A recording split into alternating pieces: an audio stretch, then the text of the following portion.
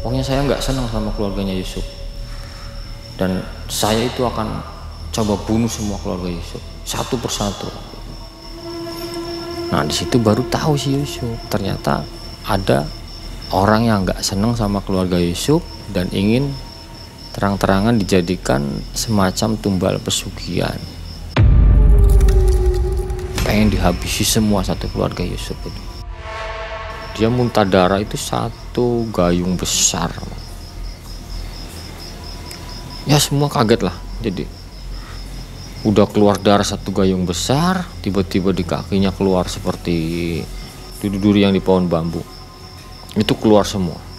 Dari mulutnya Melati ini keluar rambut panjang gitu kan. Dan itu nggak cuma saya yang menyaksikan, memang bener-bener seluruh keluarga menyaksikan. Terbang gitu Pak. Terbang dan di sana saya berantem sama bangsa-bangsa seperti itu. Terus kamu ngapain? Ya saya nggak cuma sendirian. Saya di situ dibantu sama beberapa anak-anak yatim yang biasa saya santuri gitu, dan mereka masih hidup. Iri hati dan dengki terkadang menuntun seseorang untuk melakukan hal yang tidak masuk akal. Dari mengirim gendam kepada mantan pacar hingga menumbalkan satu keluarga. Kisah nyata ini dialami oleh narasumber kita yang menderita karena keluarganya terkena gendam tumbal pesugihan. Bagaimana kisah lengkapnya?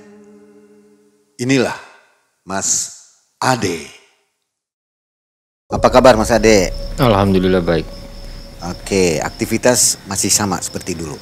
Oh masih. Saya masih jualan di Gedang Gulung, dan alhamdulillah semenjak waktu kemarin dipromosikan juga dengan tim MM, pelanggannya nambah, alhamdulillah. Nah, lapak Gedang Gulung, lapaknya Mas Ade ini sekarang ini jadi base campnya MM ya? Betul. Jadi buat rekan-rekan yang untuk di daerah Tegal dan sekitarnya, kalau ingin menceritakan pengalaman pribadinya tentang apapun itu, yang jelas berkecimpung dengan dunia mistis, bisa datang ke Gedang Gulung. Alamatnya masih tetap? Masih tetap di Jalan Kiai Haji Ahmad Dahlan, nomor 5, Kelurahan Mangkusuman, Tegal Timur, pasnya di alun-alun Tegal. Buat kalian yang belum nonton video Mas Ade, ini videonya ada di atas, ditonton dulu ya. Ini kan yang kena gendam itu saudara Mas Ade. Begitu tahu perasaan Mas Ade seperti apa? Yang jelas karena lingkupnya saudara sendiri ya pribadi, jadi perasaan saya itu ya sedih dan takut juga. Yang jelas kejadiannya memang sangat mengerikan dan selalu berulang-ulang. Nah Sobat MM, saatnya kita mendengarkan kisah dari Mas Ade. Jangan skip videonya sampai habis ya. Inilah Mas Ade.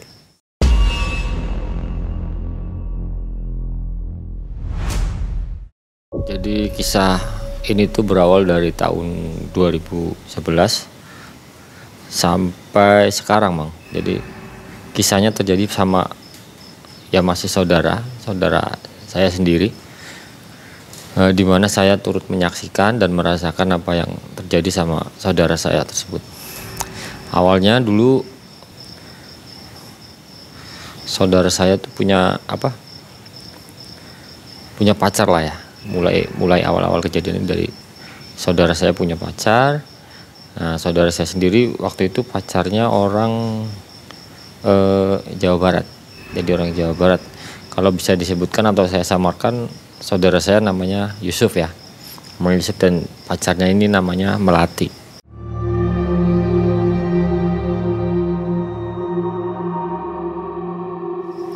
Dan kenapa saya yang menceritakan sendiri, karena satu, saya udah dapat izin dari si Yusuf juga sama Mbak Melati juga, dan kedua mereka kalau untuk menceritakan sendiri belum berani lah, takutnya ya agak takut juga lah katanya.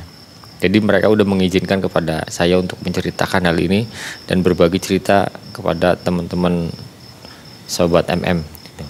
Jadi bermula itu dari awal pernikahan si Yusuf sama si Melati ini, dimana pas pertama kegiatan pernikahan ini yaitu ijab kabul ya Mang. Pas ijab kabul itu si Yusuf sama Mbak Melati itu bener-bener diapit sama seluruh anggota keluarga. Dan kejadian awal yang bikin keluarga semua kaget itu, tiba-tiba pas ijab kabul tuh datang sinar merah melintas ke seperti kayak mau masuk ke badannya Melati gitu kan. Nah di situ pada tanya, apa itu sinar apa itu kan. Nah, kebetulan di situ ada saudaranya Mbak Melati ini yang sedikit ngerti, jadi dia bilang udah nggak usah pada kaget, nanti kita yang ngatasin gitu kan. Nah akhirnya keluarga Yusuf pun intinya udah biarin aja dah, yang penting ijab kabul ini udah selesai gitu. Setelah ijab kabul selesai, terus melakukan resepsi di situ.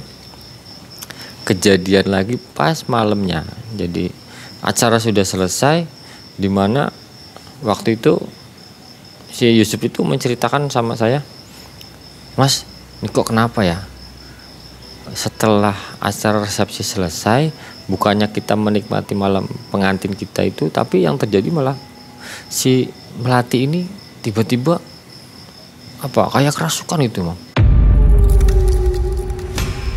Rasukannya udah bener-bener luar biasa lah. Jadi si Yusuf ini coba manggil Pak Ustadz, manggil orang-orang pintar daerah situ lah, untuk ngobatin si Melati ini, istrinya. Di situ sempat pertarungan terjadi antara Mbak Melati sama Pak Ustadz, di mana batu itu ya besar banget lah ya, batu besar diangkat sama Melati itu untuk dilemparkan ke Pak Ustadz.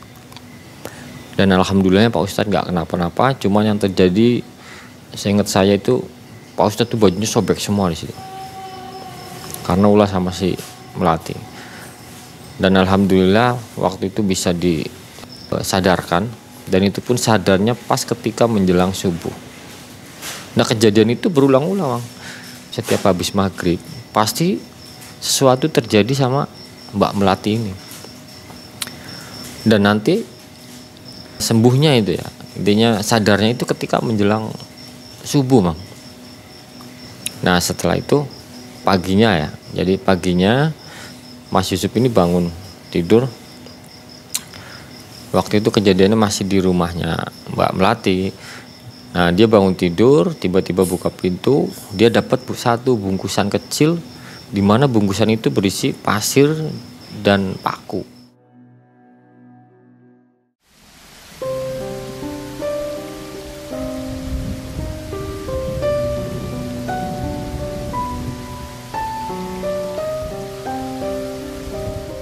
Nah karena dia khawatir ini ada apa ini gitu kan. Kemarin semalam dia merasakan kejadian Mbak Melati seperti itu, akhirnya paginya dia dapat bingkisan seperti itu, dia inisiatif untuk buang ke laut. Nah setelah itu dibuang, keadaan agak sedikit membaik lah. Dan rencananya waktu itu Mas Yusuf itu mau mengadakan resepsi di rumahnya yang di Jawa Tengah. Nah ketika mau melakukan resepsi di rumah di Jawa Tengah itu jaraknya sekitar 1 minggu Mang. Nah setelah jarak 1 minggu itu, Mas Yusuf ini pulang lah sama Mbak Melati ini ke rumah yang di Jawa Tengah. Nah kejadian aneh lagi terjadi di situ Mang, dimana besoknya ini mau melakukan resepsi pernikahan. Dan di situ disaksikan bukan cuma saya ya, karena di situ benar-benar banyak orang, banyak tamu, banyak saudara-saudara yang lain menyaksikan. Dan ternyata kejadian yang paling aneh itu si Melati ini tiba-tiba kesurupan lagi Mang. Dan kesurupannya itu udah sedikit aneh lah, gonta-ganti terus gitu loh, dari mulai jadi seperti kuntilanak, genderuwo yang dia bisa bicara gagah gitu kan. Dan sampai waktu itu yang kerasukan yang keenam, Bang. Dia itu seperti orang putar-putar gitu kepalanya. Jadi kalau kita bilang sih apa ya, Banaspati gitu lah. Jadi dia putar-putar gini terus. Nah di situ pun setelah putar-putar itu kepalanya dia itu sampai muntah darah yang bikin seluruh keluarga kaget tuh. Dia muntah darah itu satu gayung besar. Ya semua kaget lah. Jadi udah keluar darah satu gayung besar, tiba-tiba di kakinya keluar seperti duri-duri yang di pohon bambu. Itu keluar semua. Dari mulutnya Melati ini keluar rambut panjang gitu kan. Dan itu nggak cuma saya yang menyaksikan, memang bener-bener seluruh keluarga menyaksikan. Setelah itu Melati ini masih bisa diajak komunikasi. Kita tanyain, siapa kamu gitu kan. Wah, saya memang diutus untuk bunuh si Melati ini. Karena seharusnya Melati ini bukan sama si Yusuf itu. Jadi harusnya sama majikan saya gitu. Dah, terus siapa lagi nanti yang akan datang gitu kan. Wah, kita diutus itu, waktu itu dia bilang tuh ada 10, Bang. Nah yang Banaspati ini yang ke-6. Jadi masih ada sisa 4 gitu kan. Nah di situ bilang, kalau memang ini kuat, nanti akan datang lagi yang lebih hebat dari saya, kata dia. Kata si jin itulah. Akhirnya gak lama kemudian, karena yang ke-6 ini gagal, dari yang 1 sampai ke-6 ini gagal, akhirnya yang datang ke 10. Aku pikir, wah ini memang bener-bener kalau yang datang sampai yang ke 10 berarti ini sistemnya borongan. Jadi ternyata di situ Mbak Melati itu kena gendam, dalam arti gendam yang sifatnya borongan, Bang. Jadi kalau kita disantet itu cuma sekali. Jadi kalau gendam itu modelnya berarti kita bisa beli borongan, 1 paket lah. Jadi itu memang benar-benar seketika waktu itu beruntun dan berturut-turut itu. Cuman untungnya kalau pas saya menyaksikan itu nggak sampai 10 ya. Jadi dari mulai 1 sampai ke 6 langsung ke 10. Jadi kita ada jeda 3 lah mungkin. Nah terakhir yang ke 10 itu yang datang itu besar. Semua mungkin orang-orang yang di sekitar situ bisa merasakan juga. Seperti bunyi kayak orang jalan itu di atas genteng itu, Bang. Seperti orang raksasa jalan, dem gitu kan. Nah tiba-tiba setelah yang pertama itu datang, tiba-tiba si Melati ini pingsan lagi, Mak. Nah pingsan di situ, seluruh keluarga nangis, termasuk saya, karena saya juga masih saudara kan. Jadi kita nangis semua di situ. Akhirnya, aduh gimana ini Sob, Melati ini kayak gini. Akhirnya saudara sama orang tua Yusuf inisiatif manggil orang-orang yang ngerti, yang pinter ataupun Pak Kiai lah. Seingat saya waktu itu datang itu sekitar 7 orang. Dari mulai Pak Kiai, entah itu dukun dan orang pintar lainnya. Itu ada jumlah 7 orang. Dan belum ada yang bisa menyembuhkan, dalam arti membuat siuman si Mbak Melati ini, belum ada. Setelah Mbak Melati pingsan itu tiba-tiba ada suara Mbak Melati ini manggil-manggil. Pas posisi itu tidur. Jadi posisi Mbak Melati itu pingsan tidur, di sini dikelilingin sama saudara-saudara semua.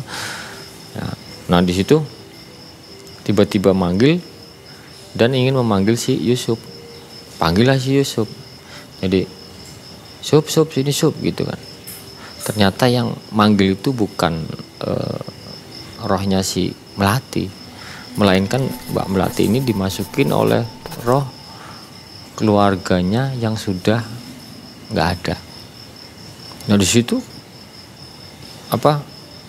Mbak Melati itu bilang, rohnya yang ada di Mbak Melati itu bilang, Sob gini, kamu doain aja Mbak Melati itu bisa kembali lagi, karena Melati sekarang itu sedang bertarung dengan bangsa seperti itu. Ya dalam tanda kutip bangsa jin itulah yang sedang menyerang Melati ini. Dan ternyata di situ si yang masuk ke Mbak Melati ini ngomong lagi, tapi kalau nggak bisa kembali, kamu harus ikhlaskan dia. Jadi dalam arti Mbak Melati itu mau diambil sama bangsa seperti itu. Otomatis di situ satu keluarga nangis semua. Wah, ini gimana nih?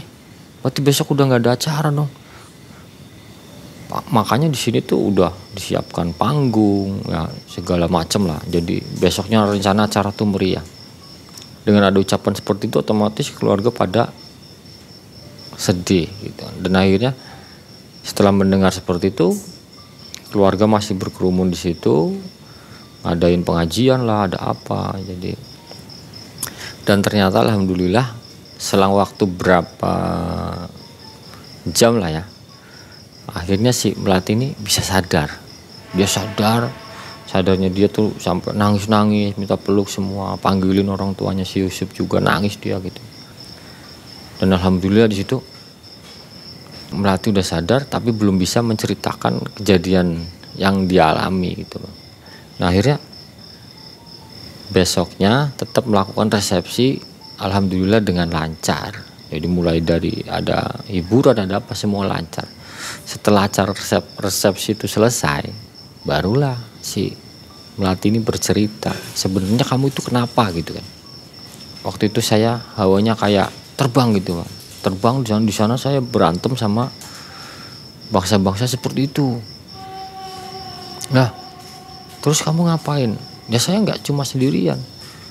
Saya di situ dibantu sama beberapa anak-anak yatim yang biasa saya santuri gitu. Dan mereka masih hidup. Kebetulan pas dulu saya sendiri juga pernah diajak sama Yusuf main ke rumah Melati, dan di situ melihat yang anak-anak yatim yang biasa disantuni itu. Dan sampai sekarang pun masih hidup gitu. Setelah di situ Mbak Melati bercerita seperti itu, kita bilang ya udah, kita nggak usah diperpanjang dulu karena kita juga nggak usah sudon apa yang terjadi gitu. Nah setelah acara resepsi selesai, Mbak Melati juga udah menceritakan itu semua. Dikira kita itu ya udahlah, masalah sudah selesai. Tapi rasa penasaran Yusuf itu ada. Nah suatu ketika si Yusuf ini balik ke rumahnya Melati yang ada di Jawa Barat. Yang dia cari-cari tahu gitu, sebenarnya siapa ini yang ngerjain Melati itu siapa. Dan ternyata ketemu. Di situ yang ngerjain Melati ternyata yang dulu bekas pacarnya Melati yang udah lama. Jadi waktu itu tuh si Melati ini punya mantan pacarnya dia tuh sekitar 7 tahunan lah. Tapi kalau sama si Yusuf ini cuma berjarak ya 1 tahun lebih lah. Jadi 1 tahun lebih langsung menikah, sedangkan yang berjarak 7 tahun dia tuh belum menikah. Ya kemungkinan dia sakit hati. Tapi nggak cuma di situ, ternyata si Yusuf cari tahu lagi. Ternyata si mantan pacarnya ini itu punya satu saudara atau kerabatnya yang boleh dikatakan orang pintar. Nah di situ kenapa sampai Melati diserang tuh karena kerabatnya itu ngerasa rugi kalau sampai Melati itu lepas dari dia gitu. Karena dulu itu puncak kejayaannya si dia itu adanya di tangan si Melati itu. Nah di situ Yusuf baru tahu lah dan kaget sebenarnya si Melati ini kenapa gitu kan. Dia bisa apa. Tapi lama-lama kelamaan ternyata Yusuf sadar bahwa ternyata Melati itu ada darah turunan juga dari saudaranya atau buyutnya, bahwa Melati itu agak sedikit bisa melihat seperti itulah. Makanya disuruh dalam arti sama mantan pacarnya ini yang dulu sama saudaranya, intinya kamu gak boleh ngelepasin si Melati karena ini Melati itu bisa membawa rezeki buat mereka lah, intinya seperti itu. Nah setelah tahu bahwa Melati ini udah bisa seperti itu, jadi ketika ada kejadian yang aneh-aneh dia nggak kaget. Setelah kejadian itu, jadi setiap hari itu masih kejadian, tiap hari seperti itu. Dan itu kalau dihitung berjarak sekitar 3 bulan lah kejadian itu seperti itu 3 bulan. Sampai waktu itu saya sama Yusuf juga nganter kan. Udahlah kita nyoba-nyoba nyari-nyari ke orang pinter atau ke Pak Kiai gitu kan. Dalam arti buat bikin pagar nih, biar Melati nggak diapa-apain, keluarga Yusuf juga nggak diapa-apain. Nah setelah itu, setelah kita berinisiatif ke orang pinter itu, dan alhamdulillah untuk kejadian yang tiap maghrib sampai subuh itu udah nggak terjadi. Tapi kejadian barunya lagi ketika si Yusuf ini membawa Melati pulang ke rumahnya Yusuf. Nah di situ Yusuf tinggal sama Melati. Jadi datangnya Melati ke daerahnya Yusuf itu benar-benar banyak yang nggak seneng. Satu karena Melati itu sedikit bisa melihat sesuatu dan mengertilah daerahnya Yusuf seperti apa. Karena sering terjadiannya ketika Yusuf itu pergi kerja ataupun main kemana, pasti si Melati ini didatengin sama orang-orang yang ada di daerahnya Yusuf. Dalam arti didatengin, ditanyain lah, oke kamu di sini jangan macem-macem gitu. Kamu bisa melihat apa yang kita rasakan ini. Kamu jangan macem-macem. Nah di situ Melati cuma jawab, saya nggak macem-macem. Untuk urusan Anda mencari rezeki dengan jalan apapun, itu terserah Anda. Yang penting jangan mengambil harta ataupun mengganggu keluarga saya gitu. Itu Melati bilang seperti itu. Nah dikiranya kan dah itu mah cuma tetangga yang nggak seneng atau apa gitu kan. Akhirnya dibiarkan, kehidupannya seperti biasa, kehidupan si Yusuf sama Melati seperti biasa. Tapi lama kelamaan menjelang setelah jarak sampai ke hampir 5 tahunan, tiba-tiba kejadian aneh terjadi lagi di situ. Dalam arti si Yusuf ini ekonominya juga jatuh, jadi keluarga Yusuf juga ekonominya jatuh, apalagi orang tuanya sering sakit-sakitan. Nah di situ Yusuf itu penasaran, kok ada apa ini? Kita sekali jatuh itu bareng-bareng semua gitu loh. Apa yang terjadi sama keluarga kita? Waktu itu Yusuf bilang seperti itu. Dan ditelusuri lagi. Ternyata orang tuanya Yusuf tuh pernah juga cari-cari orang pintar gitu kan. Nah orang tuanya Yusuf tuh cerita sama si Yusuf, sebenarnya banyak orang nggak seneng sama keluarga kita. Jadi kita tuh hati-hati di sini. Banyak yang iri lah karena kita dulu bisa dibilang sukses. Terus gimana? Dia si Yusuf bilang sama keluarganya, ya udah kita yang penting jaga-jaga aja di situ. Nah kejadian baru setelah Yusuf tahu bahwa ada yang nggak seneng sama keluarganya, satu Yusuf tetap berjaga-jaga sebisanya dia gitu kan. Terus dia nggak mikir apa-apa gitu.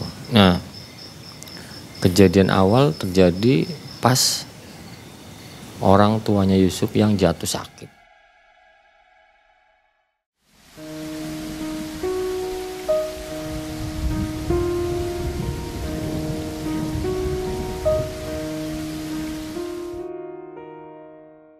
Orang tua perempuan Yusuf tuh muntah-muntah. Waktu itu kejadian muntah sampai keluar hitam, warnanya hitam, nggak tahu apa. Sampai dibawa ke rumah sakit, setelah sembuh baru kejadian si orang tua Yusuf yang laki-laki itu. Jadi orang tua Yusuf kadang sering jatuh sendiri, ntar dibawa ke rumah sakit. Parah lah pokoknya, sering bolak-balik rumah sakit tuh bisa dibilang sebulan hampir 3 kali itu. Nah di situ Yusuf mulai berpikir, wah ada yang aneh nih sama keluarga saya.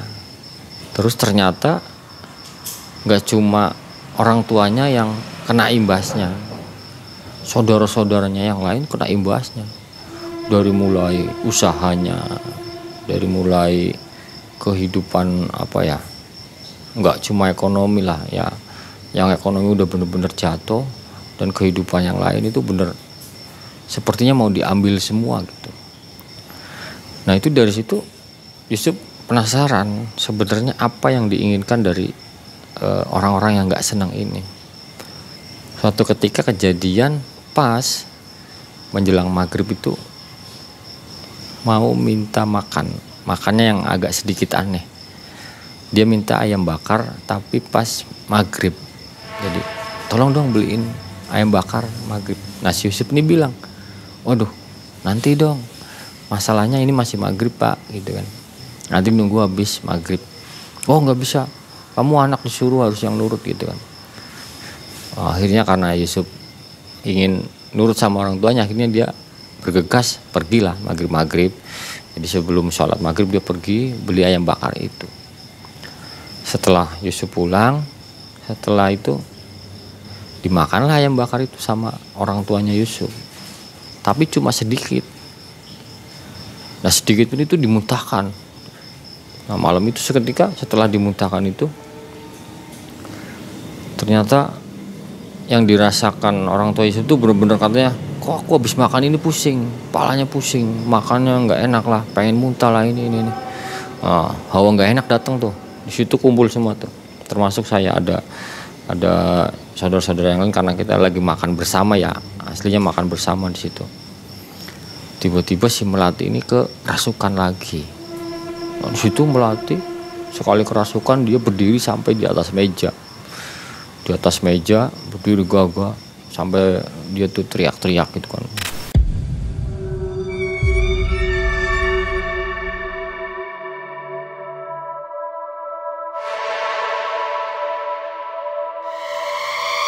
Di situ yang merasuki ke Melati itu bilang, kamu itu harusnya mati di tangan saya, tapi kamu susah gara-gara bocah ini gitu. Berarti dalam arti gara-gara si Melati.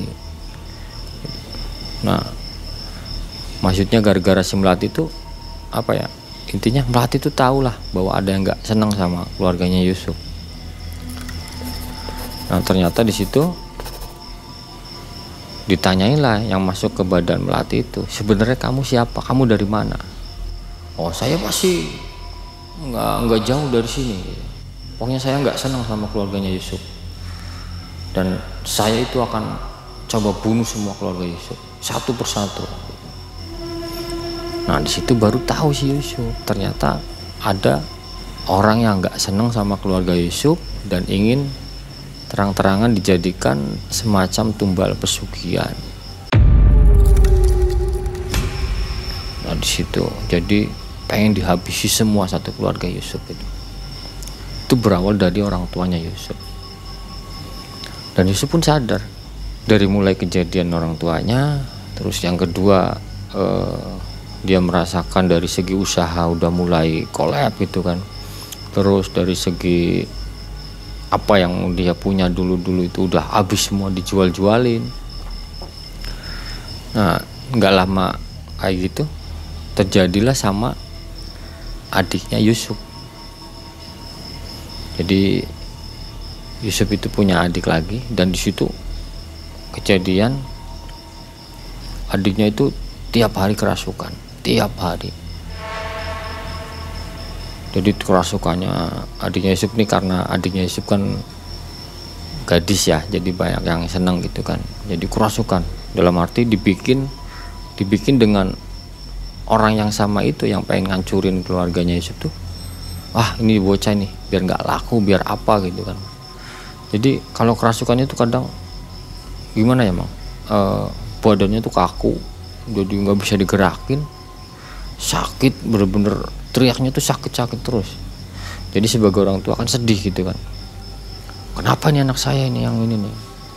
Akhirnya di situ orang tuanya Yusuf tuh sama Yusuf sama saya pakai mobil waktu itu, yuk kita berobatin adik kamu Yusuf. Kemana? Udah kemana aja. Kita inisiatif ke waktu itu udah berapa kali tempat lah, udah pernah semua. Nah di situ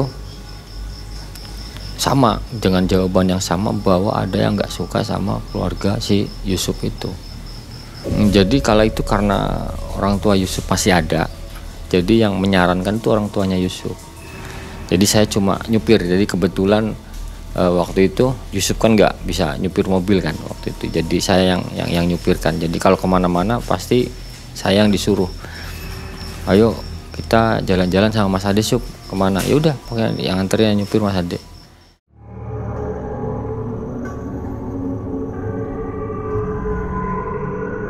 Nah waktu itu orang tua Yusuf itu menyarankan untuk nyari ke orang-orang pintar. Nah di situ saya berperan mengantarkan mereka, dan setelah nyampe ke tempatnya dia tuh ya padahal cuma dikasih air atau apa gitu kan, malah apa ya, bukannya sembuh tapi tetap kejadian itu tuh nimpa ke adiknya Yusuf tuh berulang-ulang terus Bang. Sampai suatu saat itu tiba pas orang tuanya Yusuf itu kena serangan yang terakhir, dalam arti dia tuh jatuh sakit, dia tuh lupa Bang. Jadi kayak dibikin linglung, jadi dia tuh bener gak inget sama sekali itu Yusuf siapa, si ini siapa, gak inget lah. Nah, si kaget kan, panik, dan si seluruh keluarga panik termasuk Yusuf, manggil saya di situ. Mas Ade tolong dong anterin bapak kemana? Kita bawa ke rumah sakit sini. Jadi di rumah sakit pertama tetap nggak diapa-apain selama 3 jam itu. Akhirnya Yusuf berinisiatif, udah Mas Ade tolong anterin ke rumah sakit satunya lagi, itu kan. Karena di situ orang tuanya Yusuf posisinya tuh udah nggak inget apa-apa. Jadi akhirnya dibawa ke rumah sakit yang satu lagi. Nah di situ nggak bertahan lama, dengan jarak sekitar 4 hari, akhirnya orang tuanya Yusuf tuh nggak ada. Yang laki-laki tuh meninggal. Nah terus dikira si Yusuf ini udahlah paling udah selesai acara seperti ini gitu kan. Jadi mudah-mudahan dengan orang tuanya Yusuf gak ada itu, semua yang menimpa ke keluarga Yusuf udah selesai lah. Ternyata tetap, jadi di situ masih nyerang terus, masih nyerang terus. Malah hampir suatu ketika itu ada saudaranya Yusuf yang meninggal dunia gitu. Di situ pun satu keluarga Yusuf yang kena fitnah di situ. Wah ini gara-gara keluarga Yusuf nih, jadi si ini tuh meninggal gitu kan. Di situ sempat kena fitnah juga. Saya coba tenangin Yusuf, dah kamu jangan panik, jangan kepancing emosi gitu kan. Kamu terima aja. Gitu. Kalau orang mau bilang apa terserah gitu kan. Nah di situ sempat juga keluarga Yusuf mau difitnah lagi biar keciri, wah ini bener-bener keluarga Yusuf yang bunuh nih si ini. Waktu itu ada disuruh beli ini gitu kan. Udah nanti kamu beli ini taruh di makamnya gitu. Di situ saya sarankan jangan gitu kan, jangan mau kalau disuruh ini jangan mau. Akhirnya di situ Yusuf nurut lah. Nah kejadian setelah saudaranya meninggal itu, si adiknya Yusuf ini lebih parah lagi. Adiknya tuh yang namanya tiap hari ngamuk, ya, kerasukan, nanti hampir sama kejadiannya seperti Melati. Jadi kalau dulu Melati yang tiap maghrib sampai subuh, jadi kalau ini ke adiknya yang tiap malam, jadi hampir sama tiap maghrib tapi nggak sampai subuh, paling masih bisa ditangani sampai ke ya beberapa jam lah sadar. Nah kejadian itu akhirnya karena terlalu berulang-ulang, kadang nggak cuma pas malam ya, kadang siang juga adiknya si Yusuf ini kerasukan gitu. Akhirnya waktu itu saya menyarankan ke Yusuf, karena udah bapaknya udah nggak ada kan, udah ya Yusuf, ayo coba kita berobat gitu kan. Oh kemana? Ya kemana aja. Jadi kita coba ke daerah Jawa Barat, di sana ada tempat yang bisa ngilangin penyakit-penyakit kayak gini.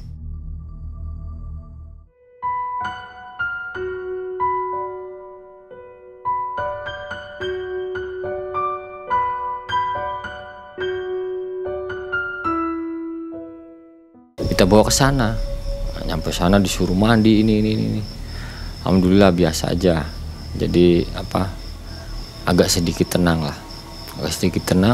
Tiba-tiba jarak 2 hari dari situ kita diserang lagi tuh. Adiknya Yusuf diserang lagi, diserang lagi. Dan itu yang aneh, pas kerasukan itu si adiknya si Yusuf ini kerasukan, dia kan bilang saya nggak bisa diobatin gitu kan. Jadi akhirnya si Yusuf ini inisiatif tanya ke orang pinter kan, oke ini bisa diobatin tapi susah, dalam arti susah harus ke salah satu daerah ada di Jawa Barat. Nah ternyata daerah ke Lemah Tambak, daerah Cirebon itu gitu kan. Nah akhirnya dibawa ke sana tuh. Jadi Yusuf, saya sama adiknya sama istrinya Yusuf berangkatlah kita. Udah kita bawa ke sana, ke daerah sana. Nyampe sana ketemu karena di sana itu sebenarnya kayak sejenis makam keramat gitu kan, Bang ya. Jadi sebelum kita nyampe ke tempat calo itu udah banyak situ tuh. Calo banyak. Udah Mas mau kemana? Mau ke kunciannya. Udah kita ketemu. Ini kunciannya Pak Kuwu, Pak Lurah sini gitu. Kita ketemu di situ. Setelah kita masuk, kita didoain. Jadi yang didoain itu dari si Yusuf sama adiknya ini. Di situ didoain, tahu-tahu tiba-tiba dibilang, oh ini harus ditolak bala gitu kan. Tolak bala dengan biaya sekitar 7 juta. Jadi kalau kamu mau ngelakuin sendiri ya puasa sendiri 40 hari gitu. Nah, di situ saya saranin si Yusuf udah nggak usah. Yang penting kamu bisa masuk, bisa minta lemahnya aja gitu kan. Karena itu sebenarnya obatnya cuma di situ. Dah dikasih diamplopin berapa aja pun gitu. Nggak usah banyak-banyak, bilang aja nanti tolak balanya. Akhirnya si Yusuf itu mau. Nah, setelah mau nego-nego di situ selesai, dikasihlah lemah itu. Dan akhirnya lemah itu dibawa pulang, sampai di rumah dibuka, dicampurkan ke air kan. Campurkan ke air, dimandiin lah ke adiknya si Yusuf itu. Dan alhamdulillah si adiknya itu sembuh. Dan ternyata setelah sembuh itu kumat. Kadang jadi kunti, kadang jadi tukang nari gitu kan. Jadi adiknya si Yusuf ini nari-nari gitu kan, sambil ketawa-ketawa cengengesan gitu.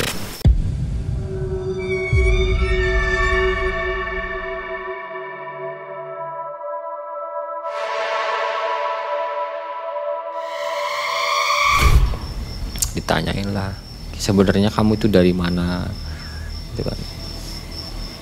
Ditanyain, oh tetap kita dari orang yang sama yang nggak seneng sama keluarga kamu Sob gitu.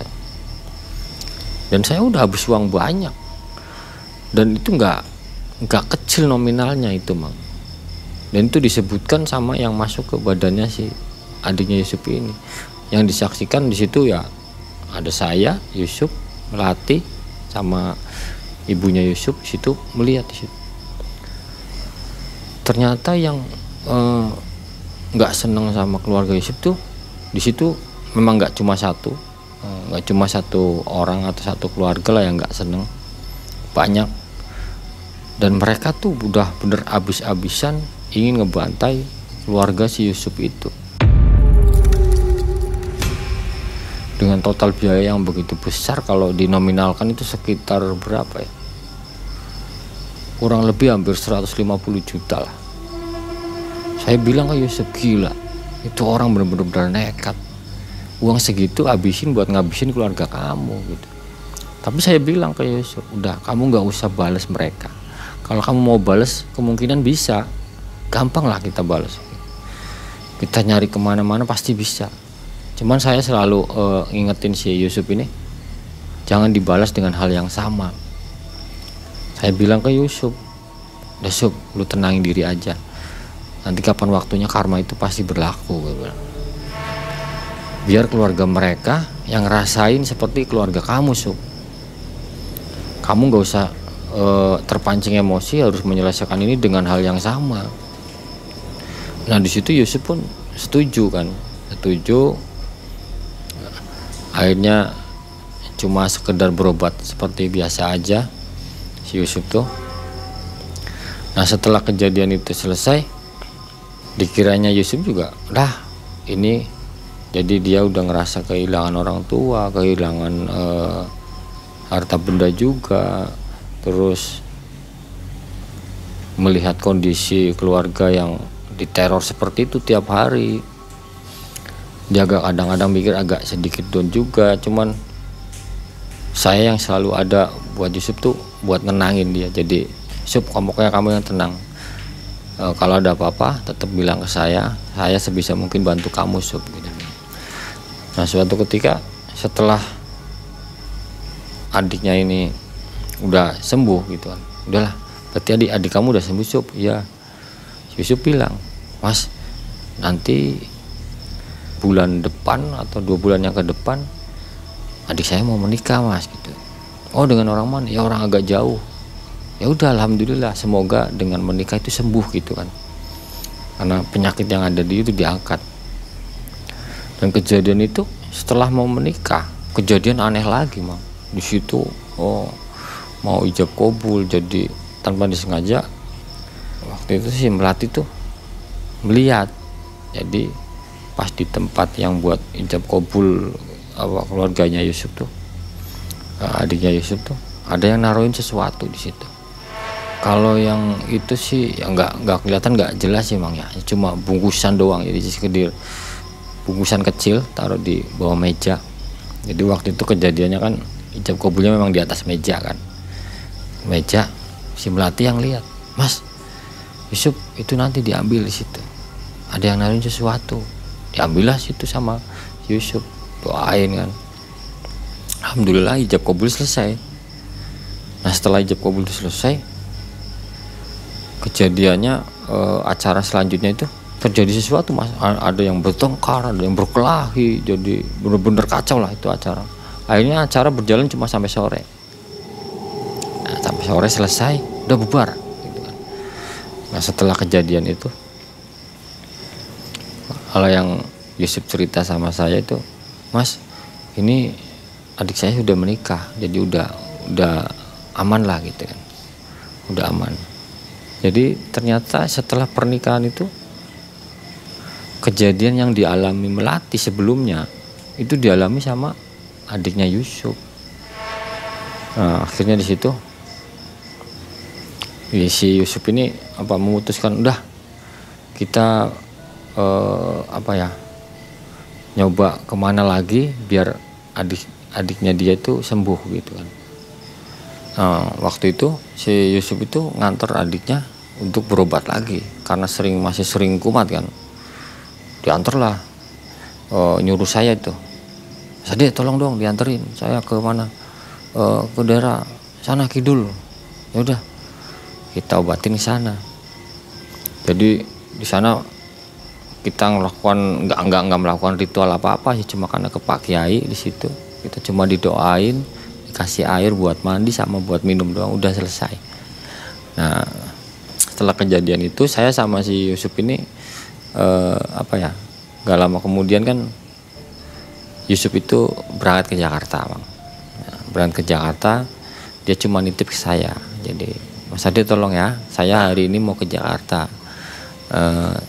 dan di rumah yang ada cuma adik saya dan Melati. Jadi kalau ada apa-apa, tolong Mas Ade yang mantau mereka, tolong dijaga gitu. Nah, karena amanatnya seperti itu. Dan akhirnya ya kalau Mas Yusuf ini pergi bekerja di Jakarta, saya hampir tiap hari lah kita mantau terus, kadang lewat telepon, kadang seminggu sekali main ke rumahnya Yusuf, nengokin gitu kan. Maksudnya barangkali kejadiannya masih terjadi atau nggak ada yang ganggu gitu. Dan alhamdulillah kalau kejadian itu sampai sekarang, walaupun masih ada sedikit efeknya tapi nggak begitu parah. Jadi dan akhirnya saya bilang ke Yusuf, udah kamu fokus dagang jualan di Jakarta, usaha di Jakarta, biar yang di rumah saya yang mantau gitu kan. Dan saya mantau itu hampir lama tuh sampai sekarang lah Bang, boleh dibilang sampai sekarang. Dan alhamdulillah dari keluarga Yusuf udah nggak terjadi yang aneh-aneh. Jadi si Yusuf ini udah bisa kerja dengan tenang lah. Jadi si Melati juga udah nggak begitu kejadian aneh, si adiknya juga nggak kejadian yang aneh-aneh gitu. Buat sahabat-sahabat yang lain, kalaupun kita kena ataupun di diri kita sendiri ataupun kerabat ataupun keluarga yang terkena gendam dari seseorang, mau dijadikan apapun itu, maupun tumbal pesugihan, kita nggak boleh balas mereka dengan jenis yang sama gitu. Jadi nanti kapan waktunya karma itu pasti berlaku, dan apa yang mereka kirimkan ke kita, insya Allah pasti balik lagi ke mereka gitu. Tahu nggak Mas Ade kondisi orang yang mengirim gendam itu? Gimana kabarnya sekarang? Kalau untuk sekarang ya boleh dibilang tahu lah, tapi kan masih itulah belum bisa dibicarakan gitu, karena masih rahasia lah jadinya, dalam arti belum pantas dibicarakan, jadi takut salah mang. Sobat Malam Mencekam, itulah kisah nyata dari Mas Ade. Semoga menambah info tentang dunia goib ya. Banyak hikmah yang bisa kita ambil dari kisah ini. Dan pesan dari saya, selalu tingkatkan keimanan dan ketakwaan kita kepada Allah Subhanahu wa Ta'ala. Mang Ei dan tim undur diri dari Kota Tegal. Assalamualaikum warahmatullahi wabarakatuh.